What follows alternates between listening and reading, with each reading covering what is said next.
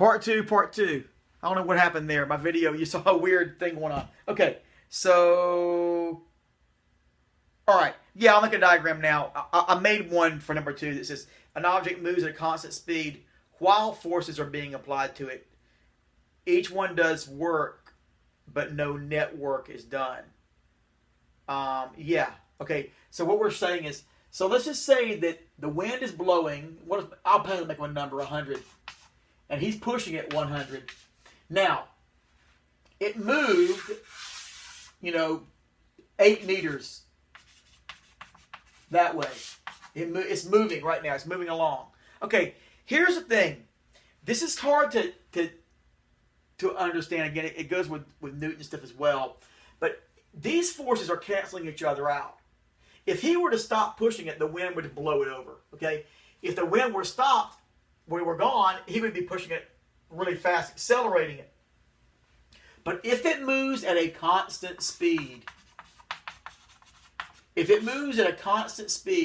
what that means is this force, negative 100, and that force, they are canceling each other out, but it is moving along. Okay? The object is moving at a constant speed, and it will continue to move at a constant speed as long as those two forces are canceling each other out. If one of them goes away, well, then it will start to accelerate this way, or if he went away, it will go back the other way, accelerating. All right. So what was the main thing? Oh, each force does work. So the wind is doing negative work. Negative 100 newtons times 8 meters. He's doing positive work, positive 100 times the 8 meters. But there's no net work done because it was moving at a constant speed. That's weird. This is something part of the definition of it. All right, next. If a force parallel is applied to an object and the object stays at rest, then the force does no work on it. This is easy to understand. It was in constant motion, constant speed. Should have written constant speed there. Now let's just say it stays at rest. So he's pushing this. Well, maybe he's leaning on it and the wind is blowing it, but it's not moving at all. Well, that's easy to know. In that case, is this one doing any work? No work because there's no distance, no motion of distance. So, no distance moved. So the wind is doing no work. He's doing no work, and of course there's no net force done. That's an easy one. Okay. If a force parallel is applied, I've had to read on my computer because my notes, I don't have them. If a force is applied to object and it accelerates, then work is done on it. And that's actually the example on the worksheet, example number 1. I'll do that right now. Again, let me find my worksheet. Okay, on the worksheet, this is a quick one and hopefully fairly easy. But, well, it makes you think a little bit on it. And it's a great one to do in class, like when you have other people around you that work with partners. So I'll just say, do the best you can. There are 1, 2, 3, 4, 5, 6, 7, 8, 9, 8. There are 8 of these. I'll just tell you, at least do 5 of them. How about that? If you want to skip a few, the ones near the bottom get a little crazy. But I'd rather you really think it through with about 5 of them. Everything you can think of. Or, you could, well, I don't know. If you want to make your parents help you do this or somebody or brother or sister, especially if they knew physics. But you'd have to tell them all these rules about, that I told you about work and all that. But then they can figure out, help you think, what are all the forces involved? So I kind of did the first one for you. But what you might want to do is draw a little diagram for each one. And here's what it says to do in the directions. It says, for each little anecdote there, each statement, identify as many forces as you can. So you might think of a force that I didn't think of. Probably I've got them back now as time has gone by, but I don't know. There might be something I didn't think of.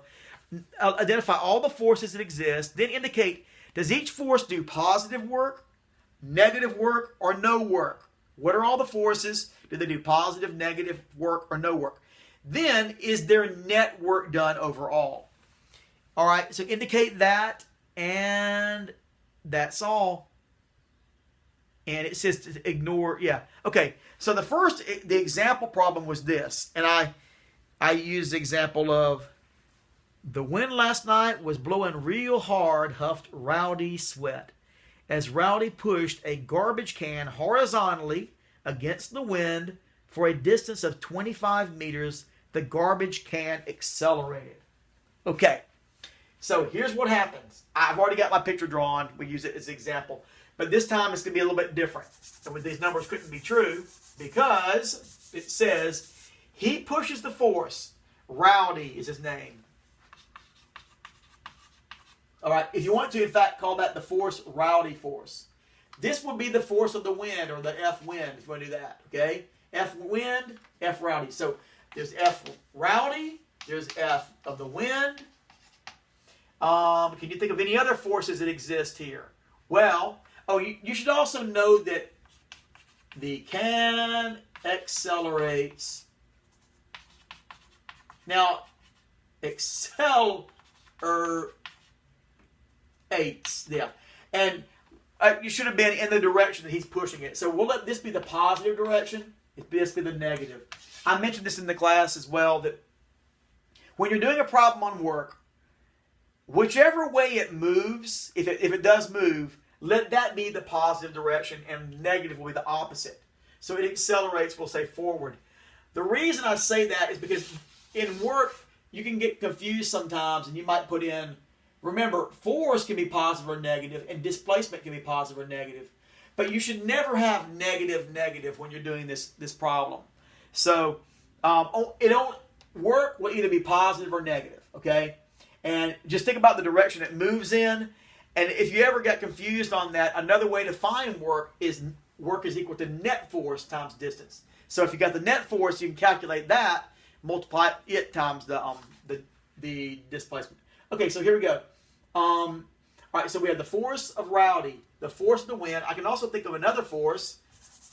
Oh, it doesn't stay at rest here. It can be gravity or the weight. You can call it F weight or F gravity, Fg. I'll just say the weight force pulling down. But then it doesn't say anything about it falls to the ground, so there must be a support force, the normal force. And then I can think of another force. Well, as you push something along the ground, it's going to scrape along the ground, right? So you have friction force as well. So I can think of 5 forces. 1, 2, 3, 4, 5. Yeah, and I put all those there. Now, all right, so do they do positive work, negative work, or no work? Well, okay, so it accelerates. Rowdy's able to be successful against the wind and accelerate it. So since it accelerates, that means that his force has to be greater than the wind force. So we'll just let that, you can make up a number if you want to, if it helps you. Say, oh, let that be 500 and the wind's only going to be 100. Okay, that makes sense. So Rowdy does, first of all, his force does positive work. Well, how about this? Work. It's positive. Okay? The wind does negative work. Now, in fact, I could put the force negative 100. It blows. See, it is affecting the motion because it is slowing it down. All right? If the wind stopped, then he would be accelerating it even more. So that would be, so it's doing negative work. Now the weight is doing 0 work because work is only done, remember, force parallel to the direction of motion. And since the weight is pulling down, that's perpendicular, and it will not affect the left to right motion. Okay? The normal force is also perpendicular. In fact, normal means perpendicular, remember. The friction is putting a force that affects it. And let's just say the friction force is negative, I don't know, negative 10. So it has to be negative. It's always opposite the direction of motion. So a negative 10 times the distance it moved. Well, I forgot, I left that off my little diagram. If you want to say it went 25 meters, whatever. From there to there is 25 meters. He pushed it. But anyway, it still makes sense. He went positive 25 meters, okay? I was trying to draw the arrow there. So negative 10 friction times positive 25 is a negative. So it did negative work. All right? So friction force does negative work. Now, is there net work done? Yes, there is, because there's a net force on it. That's one way to say. 500 minus 100 is 500 and negative 100 is 400. So 400 times 25, that if you made the numbers I used, yes, work is definitely done. Okay? Now again, if it were at rest, if it never moved, no work would be done. Or if it moved at a constant speed, if he only just barely canceled out the wind, well then it would be no work would be done if it moves at a constant speed. Kind of a strange thing.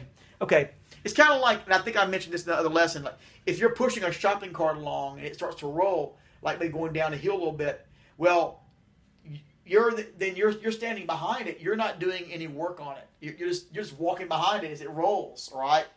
Technically, gravity, or the gravity component that is parallel to the direction of motion, gravity would be doing work on it. Okay, but you would not be doing it. You'd just be walking behind it. Okay. Well, anyway, I kind of think my example turned into some other example there, but I started making it more complicated. But oh well. Just do the best you can, and like I said, you can just do 5 of them if you want to. You can try to do all of them, and just think of as many forces as you can imagine there. All right, that is all. See you guys.